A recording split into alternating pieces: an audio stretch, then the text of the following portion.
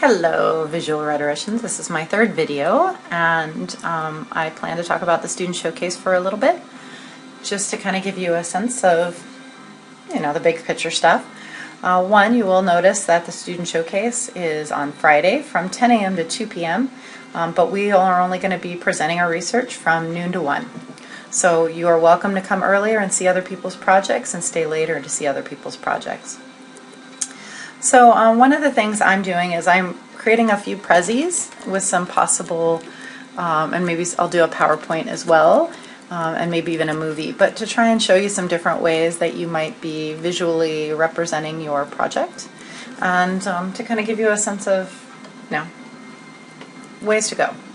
So this is my Prezi account. As you can see, I've, let's see, I don't know if that's the newest. Yep.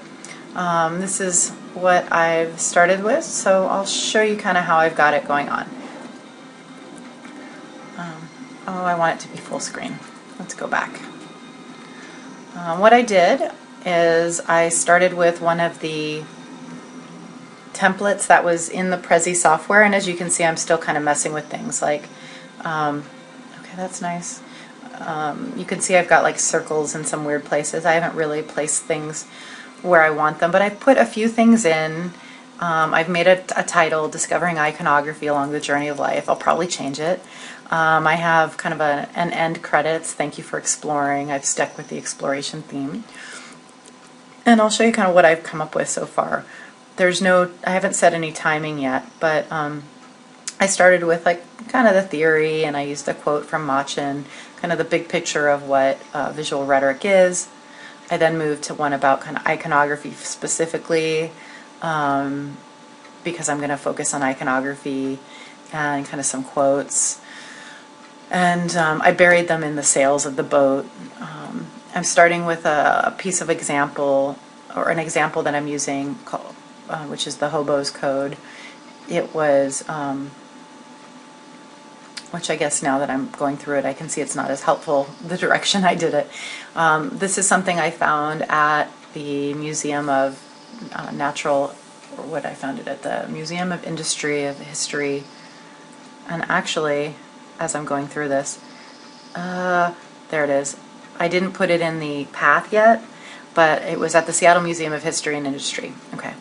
And I obviously should find a way to include that so that you could see the credit for referencing.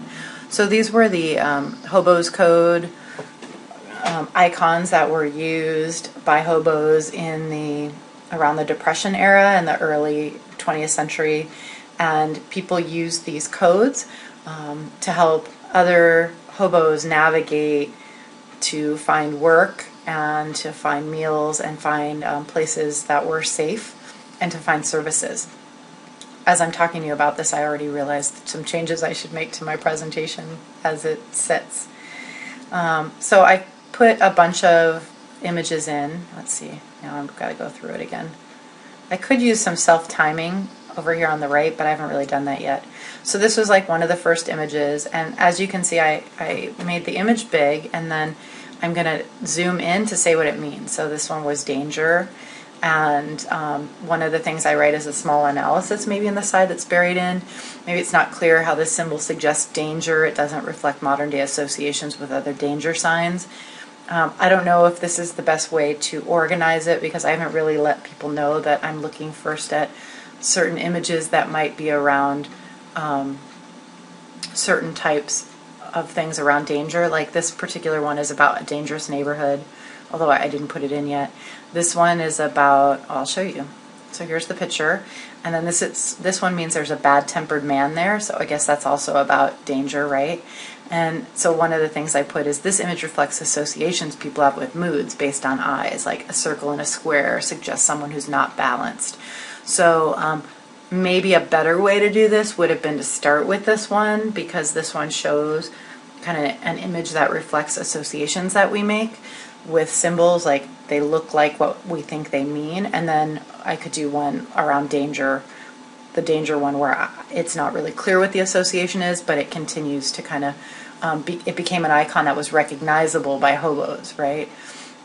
This one, you can see that stuff's kind of bigger. It's not as hidden yet. I haven't really placed it because once I place it, you know, every time I place it, I have to move it around. But I'll show you kind of what this one's about. Oh, I guess I didn't put it in the path yet. I thought I did. Okay, so this one, here I'll make it bigger so you can see. This one means railroad police are not hostile. And so what I meant to do is hit the path here, so it goes to the R&R. And I wrote R&R is recognizable as initials for railroad, right? So that's kind of a recognizable association. And then I went up to this one with the pictures of the eyes to say eyes reflect associations with surveillance and supervision, as in the case with police, hence the railroad police. Okay, let's see. So as I move along, you know, there's some other pictures here. This cat, which means kind-hearted lady. I ate, which actually sounds like what it means, right? So it's mnemonic. This one is talk, religion, get food. So again, this is about eating. This one's about work. Work is available. This one is talk, religion, and get food. So you've got kind of the religious cross. And then I'm not sure if this is like a person getting a handout maybe for food. So we've got kind of one thing that is a recognizable icon of religion, and then one that's maybe not so clear iconographically, but it is within the community. And then this one means doctor, no charge. So you've got a person who's the doctor, and I guess, I don't know, is this for money or something? Or this one means can sleep in barn. So this one looks like a person's happy. So this moves into a section on like services, like where you can get doctor services, where you can find a place to sleep. This one is about jail, and it's cooties in jail. So it's interesting, you've got like, this is I guess the cooties, it looks like a little insect maybe, as far as association. And then you've got the jail bars, which are clearly a visual representation of jail bars. Okay, so I have to figure out how I was going to rearrange that. I'm going to back it up again so you can kind of see it in a big picture. So what I've done so far, if I was presenting, say, with another person, maybe there would be two of us, and one of us would be looking at like the hobo's code, which is like navigating the world with icons, or like a secret icon messaging system, or a secret iconographic language. And then I might want to organize it a little more so that it makes sense where I'm going, you know, or how things are grouped together. Maybe things that are recognizably visual icons and things that aren't. And then maybe a second person might be doing something on, this is my little street love section, where I told you I've been taking pictures all over Capitol Hill around icons of love. And by that, what you can really see is I'm actually focusing on the heart. Like everything is about the heart. This one is a sign for a restaurant, so it's clearly navigating and telling people where to find things. But the other ones, some of them are just like, you know, love life. That's not really, it's on a crosswalk place, so it's still about navigating and journey. This heart was just on the street. It's graffitied on the street, on the sidewalk. So are those supposed to be kind of giving people, you know, kind of changing people's mood, making them feel good? And then this one is like, you know, love only the Seattle Weekly. It's kind of making a message about loving something that's a local piece of writing or something. Anyway, you get the idea.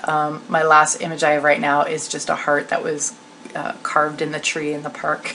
So I'm not sure what I would be doing with these yet. If I was writing an essay, you can see how the street love essay would have its own trajectory, and then the hobo's code would have its own trajectory as well. Now, obviously, if there was two of us working together, I'd only need 2 images from the hobo's code and 2 images from street love, but my group would probably be bigger. So right now I was just trying to give you some examples and get you to see a little bit how Prezi might work if you were using it. One of the things I want you to notice is, besides the images, is that I've also stuck in pieces of analysis into it so that the reader understands what the argument is being made. All right, well, I hope you find this helpful. I'm going to do a couple more this week. I don't know when I'm going to get them done and how much I'm going to do, but I'd like to give you some more examples. Maybe I'll try kind of a PowerPoint style one, although I don't think anybody's doing PowerPoint.